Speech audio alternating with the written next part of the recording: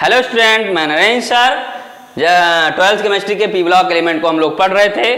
Okay, आज का हमारा जो टॉपिक है सल्फर के ऑक्सी अम्ल। ओके, क्या पढ़ेंगे आज हम इस वीडियो में? सल्फर के ऑक्सी अम्ल। इससे पहले हम लोगों ने सल्फ्यूरिक एसिड बनाने की विधि पढ़ लिए थे, उपयोग पढ़ लिए थे, रिएक्शन पढ़ लिए थे। ओके, तो आइए हम स्टार्ट करते हैं समय को ना वेस्ट करते हुए। ओके स्टूडेंट्स, चलिए स्टार्ट करते हैं।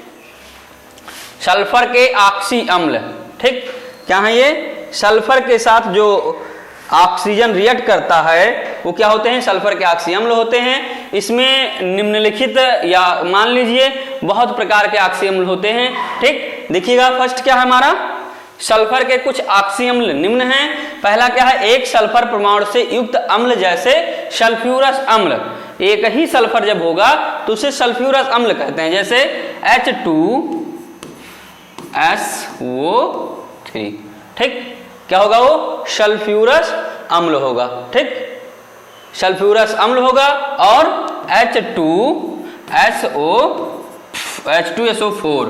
ठीक, दूसरा क्या हमारा होगा? H2SO4। ये क्या होगा? सल्फ्यूरिक अम्ल होगा। ये सल्फ्यूरस अम्ल, ये सल्फ्यूरिक अम्ल। ओके, एक यश से है तो सल्फ्यूरस अम्ल कहा जाता है। ठीक, देखते हैं नेक्स्ट।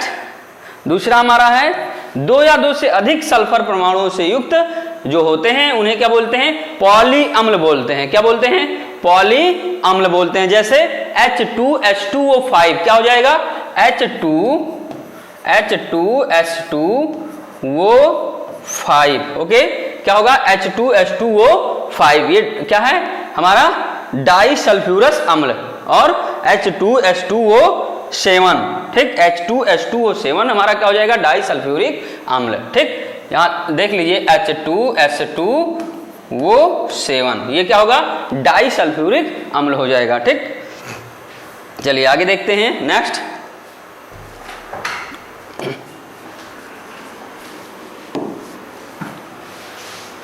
तीसरा हमारा है सल्फर परमाणुओं द्वारा विस्थापित एक या अधिक ऑक्सीजन परमाणुओं से युक्त थायो अम्ल होता है। क्या होता है? एक या अधिक ऑक्सीजन परमाणुओं से युक्त थायो अम्ल कहा जाता है, जैसे थायो सल्फ्यूरिक अम्ल। क्या होता है? थायो सल्फ्यूरिक अम्ल। H2H2O3 क्या बोलते हैं? H2H2O3। ठीक, इसे क्या बोलेंगे? थायो सल्फ्यूरिक अम्ल बोलते हैं। ठीक, नेक्स्ट हमारा क्या है देखिएगा? SS आबंधों से युक्त अम्ल जैसे डाईथायोनस अम्ल। अब क्या होता है यहाँ बीच में जब हम इसका स्ट्रक्चर बनाएंगे तो ये ऐसे बनेगा। ठीक, इस तरीके से बनेगा। अभी स्ट्रक्चर आगे आएगा, आप लोग देख लीजिएगा। ठीक, SS आबंधों से युक्त अम्ल जैसे डायोथायोनस अम्ल H2H2O4, डायोथायोनिक अम्ल H2H2O4 तथा पॉलीथायोनिक अम्ल H2SNO6। पॉलीथायोनिक अम्ल जो है वो SN नहीं होगा। हाँ, सही है। पॉली है ना, पॉलीथायोनिक अम्ल है तो यन की जो संख्या होगी वो अनंत होगी। क्या होगी यन की संख्या? ये कई होंगे, स्मॉल m रहेगा लेकिन ये। ठीक, ओके स्टूडेंट्स, चलिए नेक्स्ट देखते हैं। पांचवा देखिएगा, पांचवा क्या है? पर ऑक्सी समूह युक्त पर ऑक्सी अम्ल जैसे पर ऑक्सो मोनोसल्फ्यूरिक अम्ल तथा H2SO5 पर ऑक्सी डाई सल्फ्यूरिक अम्ल H2H2O8 होगा। क्या होगा? ये देखिएगा, या यहां देख लीजिए, ये वाला पर ऑक्सी, ये वाला ये होगा H2S2O8। ठीक, ये होगा पर ऑक्सी डाई सल्फ्यूरिक अम्ल होगा। ओके स्टूडेंट्स, चलिए आगे देखते हैं नेक्स्ट। सल्फर के कुछ महत्वपूर्ण ऑक्सी अम्लों की संरचना एवं गुणधर्म। ठीक, क्या है? सबसे पहले संरचना देख लेते हैं इसका। क्या देखते हैं? संरचना। यह है ऑक्सी अम्लों की संरचना तथा ऑक्सीकरण अवस्था। ठीक, क्या है? ऑक्सीकरण अवस्था और ऑक्सीकरण। अब इसमें संरचना देखते हैं सल्फ्यूरस अम्ल का। सबसे पहले क्या देखेंगे? सल्फ्यूरस अम्ल का। यहां देखिएगा सल्फ्यूरस अम्ल लिखा हुआ है। ठीक, क्या लिखा हुआ है? सल्फ्यूरस अम्ल। क्या लिखा है? सल्फ्यूरस अम्ल। ठीक, क्या लिखा है? सल्फ्यूरस अम्ल। ओके, H2SO3 ऑक्सीकरण संख्या यश की क्या होगी? H2SO3 में ऑक्सीकरण संख्या 4 होगी और इसका संरचना कैसे होगा? द्विक्षारकीय अम्ल होगा, प्रबल अपचायक होता है। इसका संरचना S, ठीक, यहां देख लीजिए S सिंगल बंध OH और डबल बंध O और यहाँ OH, ये, और यहाँ 2 लोन पेयर रह जाएंगे। ओके, क्या होगा? 2 लोन पेयर रह जाएंगे। डाई क्या है? सल्फ्यूरस अम्ल है। ओके, नेक्स्ट क्या है हमारा? दूसरा है सल्फ्यूरिक एसिड। क्या है? सल्फ्यूरिक एसिड का तो स्ट्रक्चर कल बनाया गया था, ठीक, क्या था सल्फ्यूरिक एसिड का? डबल बंध O और OH और OH। ओके, ये बनाया गया था। चाहे आप ऐसे बनाइए या ऐसे बनाइए, दोनों एक ही बात है, ठीक। सल्फ्यूरिक अम्ल का भी बना दिया गया था। इसका ऑक्सीकरण संख्या H2SO4 में S की ऑक्सीकरण संख्या +6 होती है। देखिए आगे नेक्स्ट चलते हैं। डाई सल्फ्यूरस अम्ल या पायरोसल्फ्यूरस अम्ल H2S2O5। क्या है? H2S2O5। अब यहां बताया गया था जो यस सिंगल बंध से जुड़े होते हैं, तो क्या है?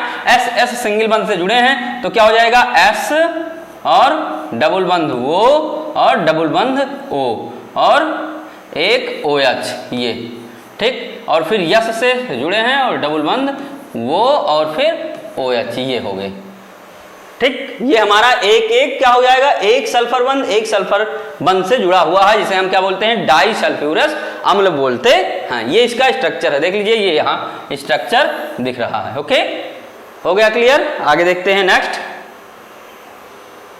डाई सल्फ्यूरिक अम्ल, पायरोसल्फ्यूरिक अम्ल का स्ट्रक्चर, एक इसमें क्या होगा? ऑक्सीजन बीच में सल्फर के और सल्फर के बंध के बीच में ऑक्सीजन लगता है, जैसे देखिएगा S और बीच में क्या है? O, ठीक। ये क्या हो जाएगा? डाई सल्फ्यूरिक अम्ल हो जाएगा। ओके, नेक्स्ट हमारा है, देखिएगा, थायोसल्फ्यूरिक अम्ल। क्या है? H2S2O3। H2S2O3 क्या है? H2S2O3, ठीक। तो देखिए द्विक्षारकीय अम्ल है, प्रबल अपचायक होता है। यस से क्या है? यस की ऑक्सीकरण अवस्था क्या है? यस से संतुलित होती है, क्योंकि H2 और H2 क्या है? दो S हैं, एक यस ये और एक यस ये, मतलब S डबल बंध S, ठीक, और फिर OH, फिर यहाँ OH और ये डबल बंध वो, ये हमारा क्या हो गया? फिर से देख लीजिए इसको, यस, ठीक, और सिंगल बंध OH और फिर OH, आगे S और डबल बंध O, ये क्या है? ये द्विक्षारकीय अम्ल है, थायोसल्फ्यूरिक अम्ल है। ओके, चलिए नेक्स्ट देखते हैं हम। डाईथायोनस अम्ल H2S2O4। अब यहाँ क्या है? H2S2O4 दिया गया है। क्या दिया गया है? H2S2O4। कुछ करना नहीं आपको, यहाँ केवल SS बंध से जुड़ा हुआ है ये, ठीक, और इस पे डबल बंध लग गया है वो। जब आप संरचना लुई वेज संरचना बनाएंगे तो ये आपको क्लियर हो जाएगा, ठीक। और ये सब आप लोग बनाए ही होंगे, केवल यहाँ आपको संरचना ही देना है। क्या देना है? संरचना ही देना है। ओके, बस। ये क्या हो गया? ये देखिएगा, ये वाला, ठीक, क्योंकि ये छोटा है, थोड़ा बड़ा बना दे रहे हैं आपको देखने में कोई दिक्कत ना हो, ठीक। डाईथायोनिक अम्ल H2S2O6। अब यहाँ क्या है? H2S2O6, 1 2 3 4 5 6, कितने 6 हो गए? कितने वो हो गए? 6 वो, 1 2 3 4 5 6, और इसकी ऑक्सीकरण संख्या जो होती है वो कितनी होती है? 5 होती है। H2S2O6 में ऑक्सीकरण संख्या 5 होती है। ओके, चलिए देखते हैं।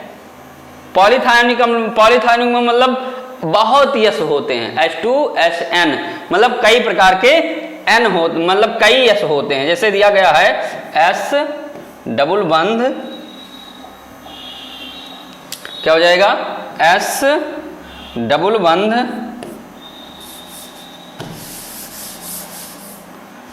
यस डबल बंध वो OH और यस N और क्या होगा? यस डबल बंध, सेम वही पोजीशन, क्या होगा? सेम वही पोजीशन, वो और वो यहाँ OH। ओके, मतलब यस की संख्या यहाँ जितना आप बढ़ाते चले जाइए कोई दिक्कत नहीं, पॉली में आएगा वो।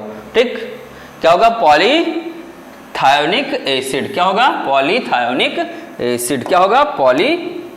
ये देखिएगा पॉलीथायोनिक एसिड। ठीक, पराक्सी मोनोसल्फ्यूरिक अम्ल या कैरो अम्ल H2SO5, इसकी आकर्षण संख्या +6 होती है। इसका स्ट्रक्चर यस के साथ डबल बंध, फिर डबल बंध वो OH और वो H होता है। ठीक, पराक्सी डाइसल्फ्यूरिक अम्ल, मतलब देखिएगा पराक्सी डाइसल्फ्यूरिक अम्ल या मार्शल अम्ल बोलते हैं इसे, H2H2O8, H2SO8 बोलते हैं। क्या बोलते हैं? H2SO8। यहाँ क्या है?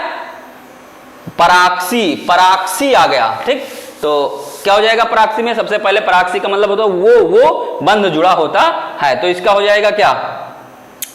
इसका हो जाएगा यस। ठीक, यहां देख लीजिए, यस डबल बंध वो, ठीक, डबल बंध वो और OH, पराक्सी है तो वो, ठीक, यस और फिर वो, सेम वही पोजीशन जैसे उधर बनाया हो ऐसे इधर भी बना दीजिए। ठीक, ये हो गया पराक्सी। क्या हो जाएगा? पराक्सी डाइसल्फ्यूरिक अम्ल। ओके स्टूडेंट्स, आगे देखते हैं ये वाला।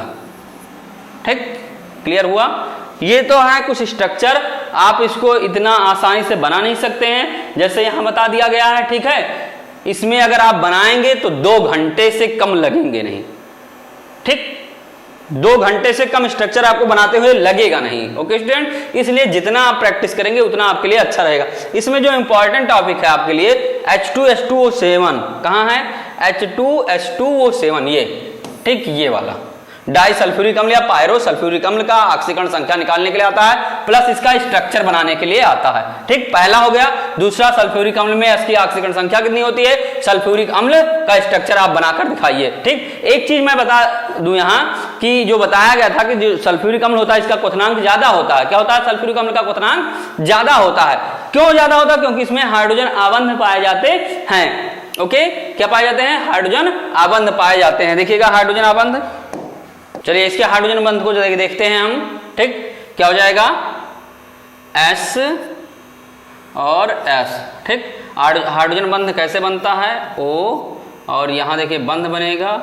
ठीक, HO इससे जुड़ जाएगा और फिर डबल बंध। ठीक, वो ये इससे हाइड्रोजन बंध द्वारा जुड़ेगा। ठीक, और ये हो जाएगा OH। ठीक, और ये हो जाएगा डबल बंध वो और डबल बंध वो, यहाँ हो जाएगा OH और OH। ओके, ये क्लियर हुआ? ये बीच में क्या है? हाइड्रोजन आबंध बोलते हैं। क्या बोलते हैं?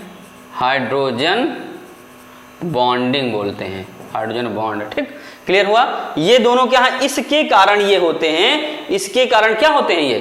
ये अस्थाई होते हैं और बहुत ही क्वथनांक इनका हाई होता है। ठीक, ये होता है हाइड्रोजन आबंध। H2SO4 में अगर आता है हाइड्रोजन बंध बनाने के लिए तो ऐसे आपको स्ट्रक्चर बना के बनाना रहेगा। ओके, इसको ध्यान से देख लीजिए।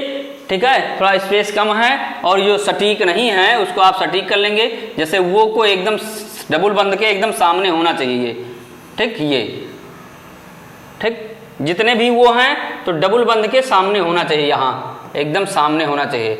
ठीक, इधर उधर आपको करना नहीं है। अब ये सही है, आपको हाइड्रोजन आबंध यहाँ दिखाया जा रहा है। ठीक, ये हाइड्रोजन बॉन्ड है। कभी कभी आता है H2SO4 में हाइड्रोजन बॉन्डिंग को दिखाइए या हाइड्रोजन बॉन्डिंग को दर्शाइए। ओनली स्ट्रक्चर, केवल स्ट्रक्चर से आता है तो आपको ये स्ट्रक्चर दे देना है। ओके स्टूडेंट्स, चलिए आगे चलते हैं। नेक्स्ट,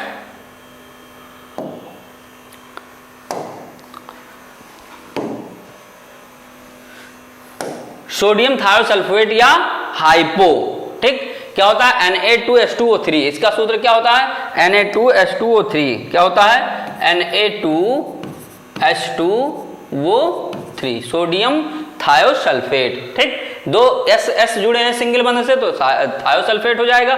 ठीक, अब क्या होता है? यह थायोसल्फ्यूरिक अम्ल H2SO3 का डाई सोडियम लवण है। इसका रासायनिक सूत्र Na2H2O3 है। ये एक अत्यधिक अस्थायी ऑक्सी अम्ल है, मतलब ये स्टेबल नहीं है, अस्थायी है, तुरंत ये विघटित हो सकता है। ठीक, आगे क्या है, बनाने की विधियों को देख लीजिए। इसके निम्नलिखित विधि हैं बनाने की, देखते हैं। पहला क्या है, सल्फर के फूलों को Na2SO3 के विलयन में वायु की अनुपस्थिति में उबालकर सोडियम थायोसल्फेट को प्राप्त किया जाता है। क्या करते हैं, सबसे पहला तो सल्फर के जो फूल होते हैं ऊपर से निकलते हैं, ठीक, उससे बनाया जाता है। ठीक, किसकी अनुपस्थिति में, वायु की अनुपस्थिति में बनाया जाता है। देखते हैं कैसे बनता है, यहां देखिएगा।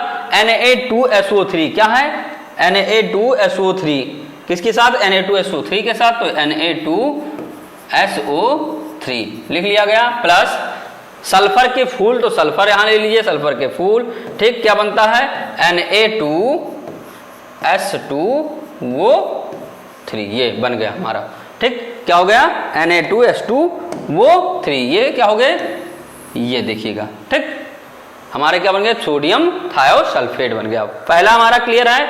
चलिए, वायु की अनुपस्थिति में होगा, इतना यहां ध्यान रखिएगा, यहां लिख लीजिएगा वायु की अनुपस्थिति, वायु की अनुपस्थिति। ठीक, ऑप्शन ऑफ एयर, उपस्थिति ये ता है। ठीक, वायु की अनुपस्थिति। आगे देखिएगा, नेक्स्ट हमारा Na2S व Na2SO3 के मिश्रण की I2 के साथ क्रिया करने पर क्या बनता है, स्प्रिंग प्रक्रिया इसे बोलते हैं, से इसका निर्माण होता है। तो क्या यहां देख लीजिए रिएक्शन, क्या है reaction, Na2S plus Na2SO3 plus I2। ठीक, और हमारा बन क्या जाता है, Na2SO3, Na2H2O3 प्लस 2NaI, क्या बन जाएगा, 2NaI। ओके, क्लियर हुआ, ये हमारा Na2H2O3। चलिए नेक्स्ट रिएक्शन देखते हैं, दूसरा Na2S विलयन में SO2 गैस प्रवाहित करके इसे बनाया जाता है। ठीक, तो क्या हो जाएगा, Na2S plus SO2 gives Na2H2O3। ठीक, क्या हो जाएगा, Na2H2O3। तो इसको संतुलित कर दीजिए, 2 3 एंड 2 प्लस S को बाहर निकाल दीजिए। अब सारा क्लियर है। आगे देखिए, अब दोनों में रिएक्शन में कोई दिक्कत नहीं है। ठीक, आपको संतुलित करना है तो थोड़ा टाइम लगेगा संतुलित करने में, आपको दोनों तरफ बैलेंस करना है तो 2 मिनट लग सकते हैं रिएक्शन में। ओके, चलिए आगे देखिएगा नेक्स्ट। चलिए चौथा देखते हैं हम, सल्फर को NaOH विलयन के साथ उबालने पर भी हाइपो प्राप्त होता है। नेक्स्ट हमारा है क्या, सल्फर को तो NaOH के साथ मिलाइए, S8 प्लस NaOH, ठीक, gives Na2S plus Na2H2O3 plus H2O। जब आप इसको संतुलित करेंगे तो ये 12 NaOH हो जाएगा। ठीक, और ये हो जाएगा 2 Na2 और ये हो जाएगा 6 H2O। ठीक, ये हमारा संतुलित रिएक्शन होगा। संतुलित रिएक्शन आपको बार बार कहते हैं 2 मिनट आपको लगेंगे, इसलिए ऐसे लिखना नहीं, आपको पूरा पहले रिएक्शन लिख लेना, उसके बाद संतुलित करना अपने दिमाग से करना है। ठीक है, चलिए आगे नेक्स्ट चलते हैं हम। नेक्स्ट हो गया, लिख लीजिए, हो गया संतुलित, क्लियर है हमें लग रहा है। Na2S तो 12 Na है, तो 2 दूनी 4 और 2 6 ही हो रहा रे, ये इसका मतलब ये 2 नहीं रहेगा, 4 Na रहेगा, ये 4 Na, तो 4 दूनी 8 और ये 2 Na2 होगा, तो 4 दूनी 8 4 12। क्लियर है, अब एकदम कंप्लीट रिएक्शन है। ठीक, ये हमारा क्या है, कंप्लीट रिएक्शन है। देख लीजिए इसको, 4 Na2S 2 Na2H2O3 plus 6 H2O। Clear, reaction अब क्लियर है। ओके, थोड़ा संतुलित में देख लीजिएगा, कि जो परमाणु हैं वो इस तरफ इक्विलिब्रियम के या तीर के इस तरफ और तीर के उस तरफ दोनों बराबर होने चाहिए। ओके स्टूडेंट, चलिए आगे देखते हैं नेक्स्ट।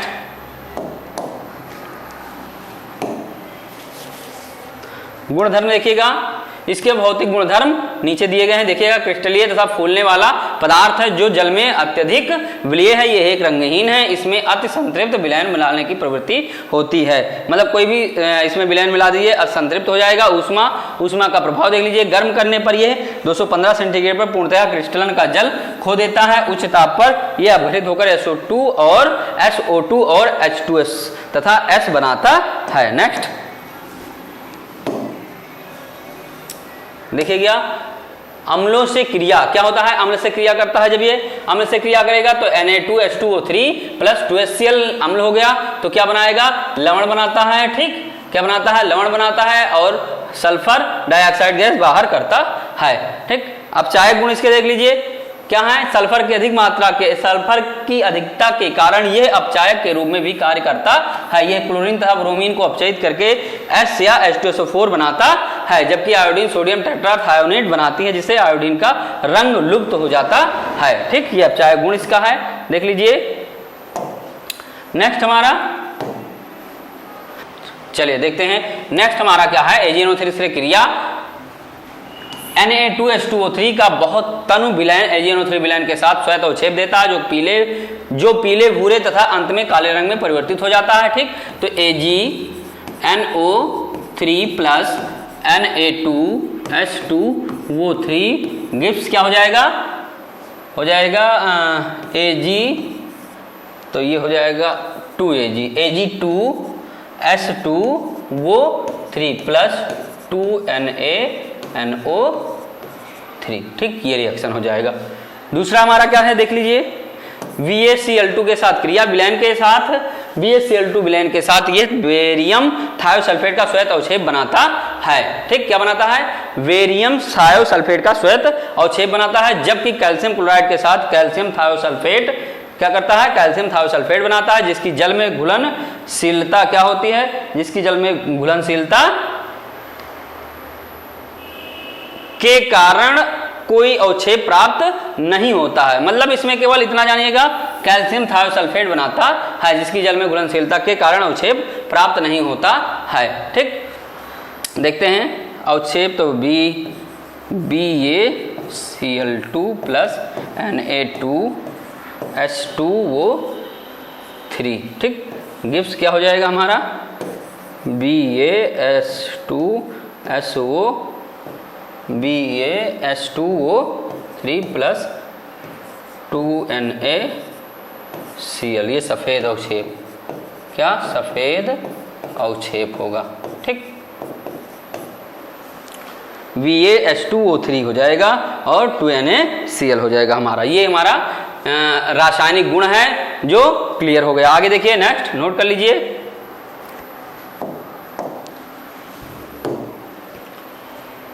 इसका संरचना है, ये देख लीजिएगा, Na2H2O3 का ये संरचना है। थायोसल्फेट आयन की संरचना सल्फेट आयन के समान होती है। जो सल्फेट आयन है उसी के अनुसार होगी। ये एक Na S के साथ जुड़ा हुआ है, एक S डबल बंध के साथ और एक ONa जुड़ा हुआ है। ये इसका स्ट्रक्चर है, नोट कर लीजिए। नेक्स्ट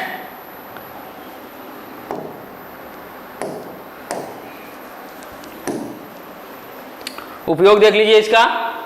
ठीक, हाइपो के कुछ महत्वपूर्ण उपयोग निम्नलिखित है नीचे देखिएगा। ये एक फोटोग्राफी में अस्थायी कारक के रूप में प्रयोग किया जाता है। ये प्रतिक्लोर विरंजित वस्त्रों से Cl2 की अधिकता को हटाने के लिए भी इसका प्रयोग किया जाता है। यह आयोडीन के आयतन मितीय निर्धारण आयोडोमिति के लिए प्रयोगशाला में प्रयुक्त किया जाता है। जब आप प्रयोगशाला में आयोडीनमिति करेंगे तो वहां इसका प्रयोग किया जाता है। ये AU तथा AG के निष्कर्षण में प्रयोग किया जाता है। ये इसके थे कुछ महत्वपूर्ण क्या उपयोग। ठीक, महत्वपूर्ण उपयोग हैं, आप लोग इसको नोट करके पढ़ लीजिएगा। ओके स्टूडेंट्स, चलिए नेक्स्ट हमारा क्या है? चलिए आगे, आज का वीडियो, आज का सेशन यही समाप्त होता है स्टूडेंट्स।